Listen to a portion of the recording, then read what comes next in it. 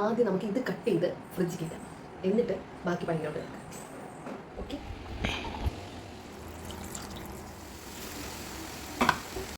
പുതിയൊരു വീഡിയോയിലേക്ക് എല്ലാവർക്കും സ്വാഗതം. ഇന്നത്തെ നമ്മുടെ വീഡിയോ എന്ന് പറഞ്ഞാൽ ഞാൻ ഇന്ന് കൊഞ്ച് തീയലും പിന്നെ നമ്മുടെ ബീൻസ് തോരനും മാത്രമാണ് ഇന്നത്തെ ഉച്ചയ്ക്കകത്ത് ഉണ്ടാക്കുന്നത്. ചൂട് കാരണമാണ് കേട്ടോ, ഭയങ്കര മടിയാണ്.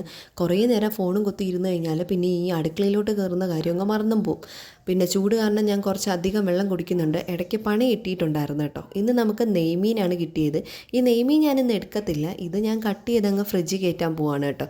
കാരണം 2 മീനാണെങ്കിലും എനിക്ക് മീൻ കട്ട് ചെയ്യാൻ കുറേ ടൈം എടുക്കും. പക്ഷേ ഇത് കുറച്ച് എളുപ്പമുണ്ട് കേട്ടോ കട്ട് ചെയ്യാനായിട്ട്.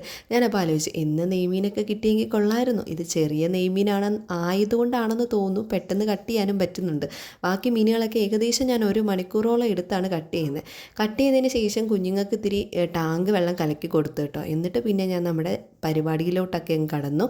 തീയലാണ് ആദ്യം വെക്കുന്നത്. കടവും കറിവേപ്പിലയും ഇട്ട് പൊടിച്ചതിന് ശേഷം നല്ല പടവലവും തക്കാളിയും പച്ചമുളകും സവാളയും കൂടെ അരിഞ്ഞ് വെച്ചത് അതിലോട്ടിട്ട് ഉപ്പും ചേർത്ത് നന്നായിട്ട് വാടാൻ വെക്കുന്നുണ്ട്.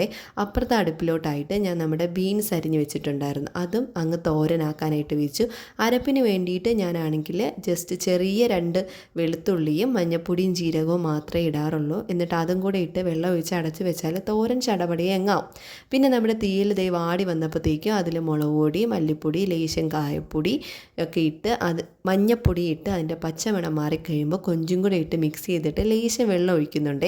പിന്നെ അതൊന്ന് മാറി വന്നപ്പോഴത്തേക്ക് അതിലേക്ക് പുളിവെള്ളം ഒഴിച്ച് ഒന്ന് തിളച്ചപ്പോൾ നമ്മുടെ തേങ്ങാപ്പാലും കൂടെ ഒഴിച്ച് കഴിഞ്ഞപ്പോൾ നമ്മുടെ കൊഞ്ച് തീയലങ്ങ് റെഡിയായി. അതിൻ്റെ ഇടയിൽ ഞാൻ കുറച്ച് മിച്ചറൊക്കെ കഴിച്ചിട്ടുണ്ടായിരുന്നേ. ഇന്ന് ഈ 2 കറികൾ മാത്രമേ ഉണ്ടാക്കിയുള്ളായിരുന്നു, കാരണം ഇന്ന് ഭയങ്കര മടിയായിരുന്നു. പിന്നെ ഈ 2 കറി മതി. നല്ല ടേസ്റ്റായിരുന്നു കൊഞ്ച് തീയൽ. ഇതുപോലെ നിങ്ങളൊക്കെ ഒന്ന് വെച്ച് നോക്ക്. ഇഷ്ടമാവുന്നുണ്ടെങ്കിൽ സപ്പോർട്ട് ചെയ്യാനും മറക്കരുത് കേട്ടോ.